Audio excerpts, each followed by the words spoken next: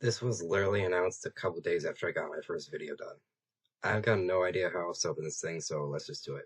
Power Rangers Dino Thunder was the 12th season of the show, and probably one of the most universally praised seasons, so it makes sense to add it in, especially since it's still Dino themed like Mighty Morphin. Do you think we'll get Dino Charge in here at some point because of this? Anyways, for the Rangers, we have the Black Ranger, Tommy's first reappearance since Turbo, as he was stopped being a Ranger at that point before this show. Aren't you a little old for this, Tommy?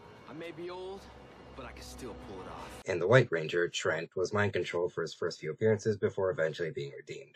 There's a whole lot of other stuff in his story, but we really don't have time to go into that right now.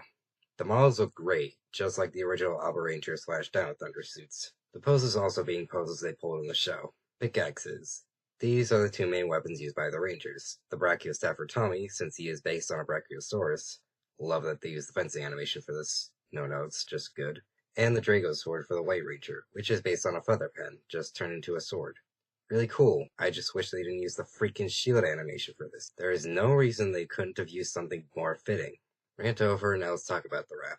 It's a sort of combination between the two Rangers, the main symbol from the Ranger's chest, and the white and black spike color / pattern from Trent. It looks really cool. I think I even prefer it to the Mighty Morphin wrap. Now finally for the back blings, first we have the Brachiozord. This was Tommy's main Zord that was also a carrier for the other swords from the show. Bit of a weird idea, but I can dig it. Next up is the Drago Zord egg.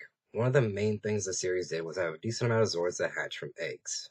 It's a whole thing with splicing dino DNA and robotics. And of course the White Ranger had his own plot about eggs in his 4-part intro. This being the one he succeeded in hatching to be his own Zord in the second part. Now grow.